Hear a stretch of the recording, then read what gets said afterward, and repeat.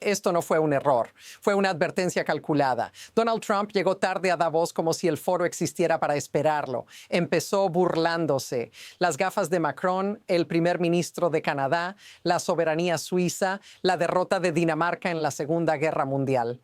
Todo eso ocurrió. Pero aquí está la contradicción que casi nadie vio. Nada de eso fue improvisado. El desorden era parte del mensaje, porque mientras muchos escuchaban provocaciones, Trump estaba haciendo otra cosa. Estaba hablando de Europa como un lugar irreconocible, advirtiendo que no va en la dirección correcta y señalando a la migración como la causa. Eso no es solo retórica. Eso redefine quién pertenece y quién no. Y si esa idea se normaliza, no se queda en Davos. Te alcanza a ti, a tu país, a las reglas que creías estables. Aquí es donde la historia se da la vuelta, porque Davos no fue un escenario cualquiera. Fue una prueba de hasta dónde puede llegar este discurso sin ser detenido. Y lo más inquietante aún no ha salido a la superficie. Lo que ocurrió en Davos no fue un episodio aislado, y entenderlo como tal sería el primer error. Trump no estaba hablando solo para la sala. Estaba usando el escenario para lanzar una idea más grande, una que ya había probado antes, pero nunca tan abiertamente. Dijo que partes de Europa ya no son reconocibles, que amigos regresan de esos lugares en un sentido muy negativo y que el continente no va en la dirección correcta. Eso está dicho, palabra por palabra. Pero aquí está el giro. Trump no presentó esto como un debate político, sino como una verdad obvia, casi incontestable. No habló de leyes, ni de economía, ni de instituciones. Habló de cultura sin definirla. Y cuando una palabra se repite sin explicación, no es descuido, es estrategia, porque así cada oyente rellena el vacío con sus propios miedos. Ahora fíjate en lo que no dijo. No habló de soluciones concretas, no habló de cooperación, solo describió decadencia y amenaza. Y cuando un líder hace eso, no está explicando el mundo, está preparándote para aceptar lo que viene después. Y eso es exactamente donde la historia empieza a escalar. Aquí va el golpe central, y es directo.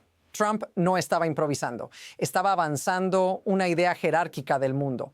La prueba está en sus propias palabras. Dijo que ciertas zonas de Europa ya no son reconocibles, que eso no es algo positivo y que la causa es la migración. Eso es un hecho verificable del discurso. No habló de presión económica ni de gestión social.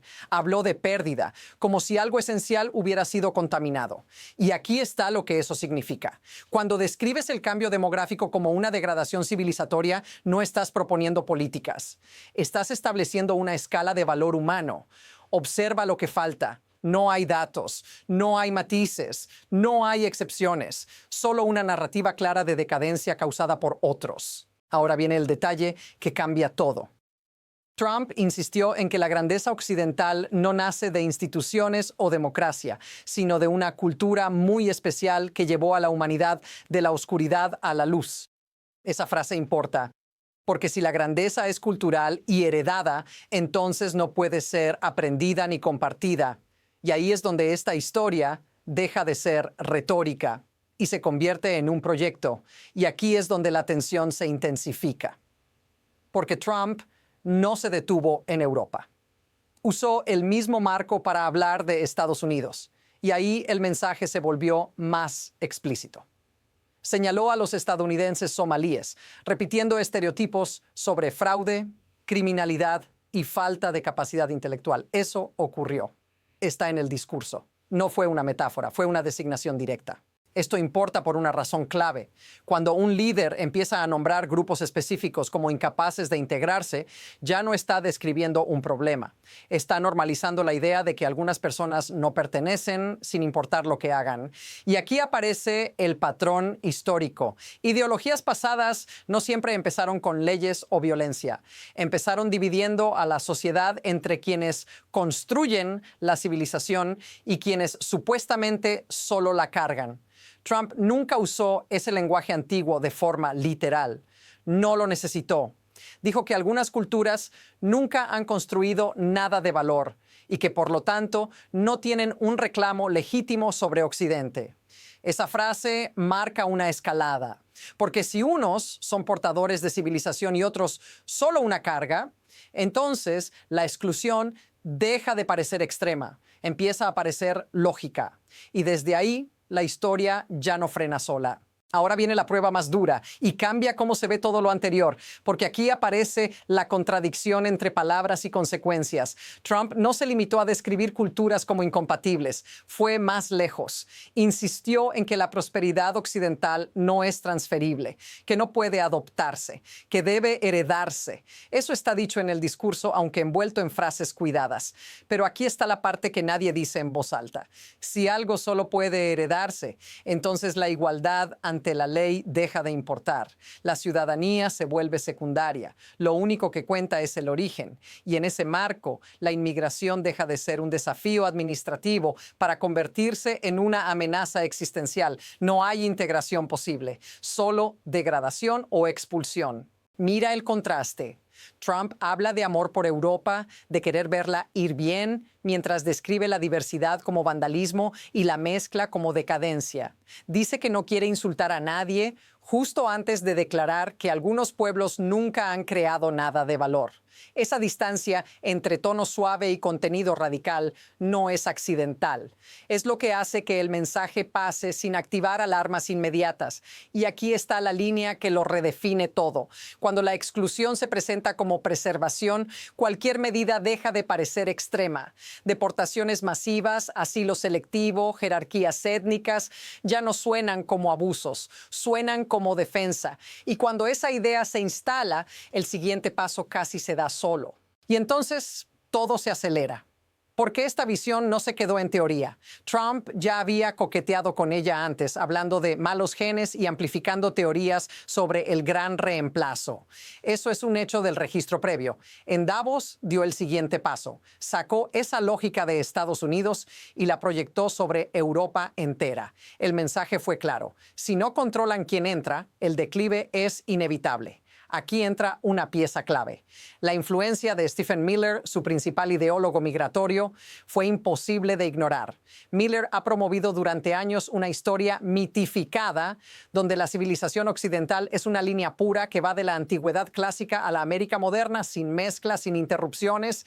Eso no es un detalle académico. Es la base emocional de las decisiones rápidas y duras. Ahora suma esto. Mientras Trump hablaba de cultura y decadencia, figuras poderosas fuera del gobierno reforzaban el marco. Elon Musk amplificó afirmaciones sobre la extinción de los blancos y llamó a la solidaridad racial como cuestión de supervivencia. Lo que antes vivía en foros marginales ya circula en el centro del discurso público. Todo ocurre rápido. Ideas que antes escandalizaban ahora se repiten con calma. Y cuando eso pasa, el sistema pierde frenos.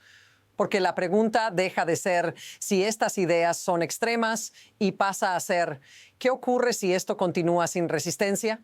Ahora cambia el ángulo, porque esto deja de ser una discusión abstracta y se vuelve personal. Si este marco se normaliza, no afecta solo a migrantes o minorías, te afecta a ti, a cómo se decide quién cuenta, quién pertenece y quién es considerado prescindible cuando el sistema entra en tensión. Piensa en cómo se traduce esto en la vida diaria. Cuando la cultura se trata como destino, tu valor ya no depende de lo que haces, sino de dónde vienes. Las reglas dejan de ser universales, se vuelven selectivas. Hoy se aplican a otros. Mañana a cualquiera que no encaje del todo. Esa es la lógica silenciosa que avanza cuando la pertenencia se redefine sin decirlo explícitamente. Y aquí está el detalle inquietante. Trump no presentó esto como odio. Lo presentó como sentido común, como protección, como responsabilidad. Ese envoltorio es lo que hace que la gente lo acepte sin sentirse parte de algo extremo. Pero el resultado es el mismo. Más sospecha, menos derechos efectivos, más poder concentrado en decidir quién merece quedarse. Si esto te suena familiar, no es casualidad. Es porque ya has visto versiones más pequeñas de este patrón antes. Y Davos fue la señal de que ahora se está probando a escala mucho mayor. Si esto te resulta inquietantemente reconocible, dilo en los comentarios. Aquí es donde hay que ir más profundo, más allá de la indignación. Porque esto no funciona solo por ideología, funciona por incentivos. Trump no necesita convencer a todos, solo necesita crear un marco simple donde el mundo parezca estar fuera de control y solo una mano firme pueda ordenarlo. Cultura, amenaza, decadencia, defensa. Es un mecanismo antiguo, pero sigue siendo efectivo. Observa cómo opera. Primero, convierte la complejidad en espectáculo. Migración, diversidad, alianzas, todo se reduce a imágenes fáciles de entender, invasión, carga, parasitismo. Luego, introduce urgencia. Si no se actúa ahora, dice, la civilización cae. Y finalmente ofrece claridad moral. No hay grises. Hay defensores y hay responsables del declive. Aquí está la parte inquietante. Este sistema no necesita resultados inmediatos para mantenerse. Solo necesita atención constante. Cada provocación desplaza el centro. Cada frase extrema hace que la siguiente parezca normal. Así, ideas que antes eran marginales se vuelven debatibles y luego aceptables. No porque sean ciertas, sino porque se repiten sin pausa. Y Davos importa por esto, porque no fue un meeting, fue un foro global. Cuando este marco se presenta ahí, deja de ser ruido doméstico y se convierte en señal geopolítica, una advertencia de cómo se ejercerá el poder, menos consenso, más presión, menos reglas compartidas. Y una vez que ese mecanismo se activa, detenerlo es mucho más difícil que ponerlo en marcha. Ahora mira hacia adelante, porque el movimiento ya está en marcha. Desde aquí, el camino se divide en dos direcciones posibles y ninguna es estable. En la primera, este marco se normaliza aún más. Las palabras se endurecen, las medidas se vuelven selectivas y la presión reemplaza a la diplomacia. Ya vimos un adelanto en Davos. Trump describió a aliados como dependientes, habló de Canadá y Europa como beneficiarios de la generosidad estadounidense y trató la soberanía como algo condicional. Eso pasó. El ejemplo más claro fue Groenlandia. Trump dijo que no usaría la fuerza para tomar el territorio, mientras sugería repetidamente que Estados Unidos terminaría quedándose con él de una forma u otra. Reaseguramiento y amenaza en la misma frase. Ese vaivén no es confusión, es método. Cooperas por voluntad o por presión. La segunda vía es más incierta, implica resistencia, pero no necesariamente abierta. Aliados recalculando, diplomáticos endureciendo líneas, actores que empiezan a tomar en serio que este discurso no es retórico. En Davos, la reacción fue rápida y hostil. El tono tipo hazlo por las buenas o por las malas cayó mal en una sala acostumbrada a eufemismos. Y aquí está el punto clave.